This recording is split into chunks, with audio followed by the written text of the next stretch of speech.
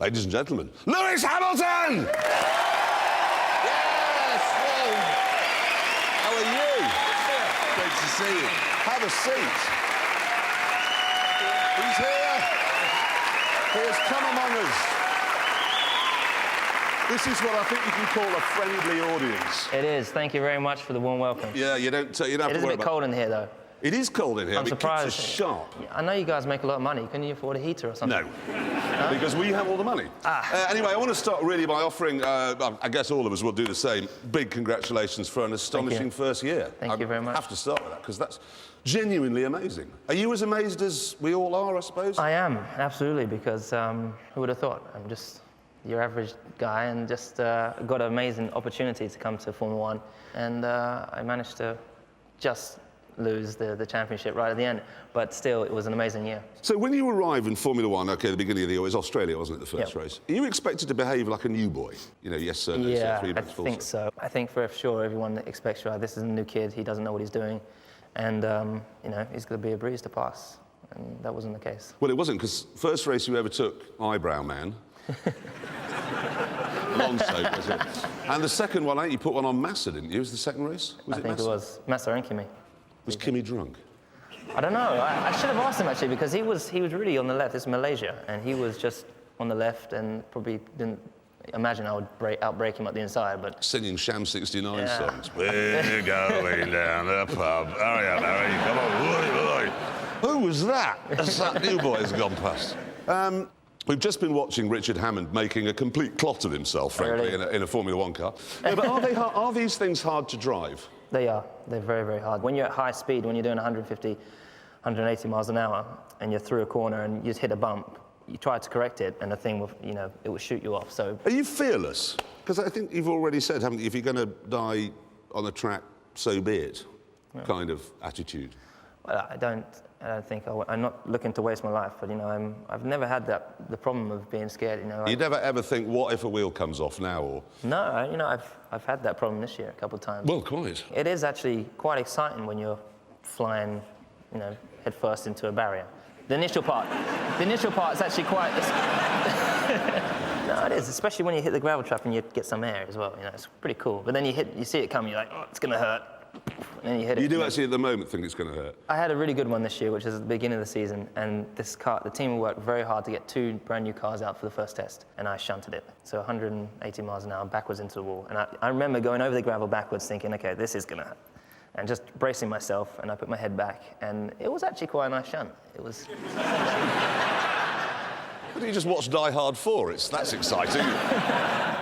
So who do you want to be your teammate next year? I mean, somebody useless, presumably. You want a job? No, I can't fit it. I would. Just, it'd be embarrassing. Not disrespect. First race, you'd be like, oh, the fat bloke's going to be useless, and it would be just the same. History, Yeah. I'd come flying past you, screaming. But do you want someone... Everybody presumably wants somebody... No, I honestly, having this year, having someone that could push me all the way was wicked, you know. And I learned so much from Fernando. him. He's a bloody good driver, I tell you.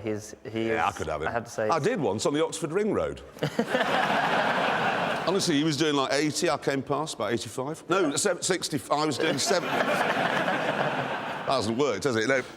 When you're driving now, I mean, obviously your dad's been very much a part of the build-up of your whole career. I mean, he's here now. Does he still tell you how to drive then, like all dads do, if you're driving along with him? Yeah, if we're on the road or something like that, you know, he truly believes he's a better driver than me, and that if he had been given the opportunity, he would be in Formula 1 right now. So what have you got, a Mercedes? Have you got one of those CLs? No, you know what? I drive a GL 500. Oh. Sorry, a GL 420. Why didn't you get the 5... What? It's a diesel. It's a pimp wagon. It's, you know... It's the fuel of Satan, man. You can fit 24-inch rims on it and just lean back and drive, man. That's all you need on the road. What are you saying about yourself? Now, there's one thing that we've noticed, is that Martin Brundle. We've noticed that every time you don't do so well in a race, Brundle has talked to you, but... Talk to me, yeah. You noticed that? I have. I think he's bitter. Yeah. I think he's undoing things on your car. I still believe that's what's going on. Hit him. No, I mean... Actually, who'd win a fist fight of all the British drivers? used to do boxing. I used to do karate as well. So, Of course, you're black belt, aren't you? yeah. I'm more into defending myself, though, so... You wouldn't want to hit Coulthard or that. Probably break your wrists. Probably break your hand, wouldn't you? And I know Jensen doesn't like to... And the stubble as well. And, oh, now, you know when you look at a Formula One car, obviously every gram that you can save, you save. I mean, there is just no excess fat on it. Yeah. How come Jensen Button's allowed to have a beard? No, but seriously, because that's got to weigh all the effort the designer makes, and then he turns up with all that face fungus. I tell him to have a... Well, you haven't started shaving yet, so you won't know. I've got a little bit going. Really? You got pubes yet?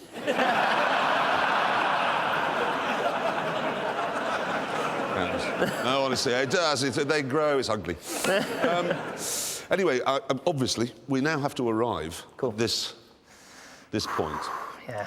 These are the Formula One people who have been here before. Obviously, the Stig heads the board, 144.4. Mansell, Jensen Button, Dill. Yeah.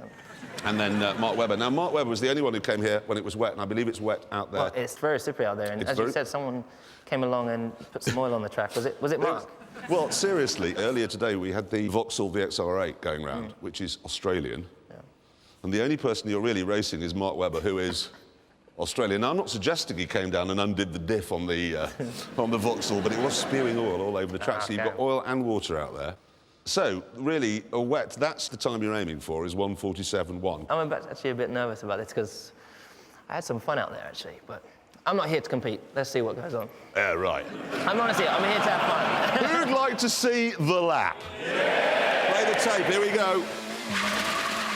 Oh, that's an aggressive start. I'll spin into second gear. Let's get going. Now, let's have a look. Let's have a look. Where are you using the Stig's line or... No, that's where the Stig says you should go. All the other F1 drivers do it different than that, go out wide. Wasn't too bad. Give it 8 out of 10. And then into Chicago. Sideways. Yeah, getting sideways on the way in. That was very nice and super tight round there. Now, what are you going to... Come on, man. 56 miles an hour. What the... 56 is quick. Now, this is where everyone goes... God, well, that's quite sort of slow and tidy through there. I was expecting more flamboyance. Now, here we go. Look at the grip. This thing will put Formula One cars to shame. It won't. It won't. It won't. It won't. There we are across. Oh, you've gone for the slippery inside bit there, and... Are you taking this seriously? I've never seen anyone so lackadaisical about... Whoa, that was lackadaisical but sideways, and coming up to Gambon now, and that's pretty flamboyant, and there we are, across the line. So, quicker or slower? What do you think? Mark's a quick guy. OK, you did it. Not competitive. 1 minute. And bearing in mind, this is on a track covered in water and oil. 44.7. No.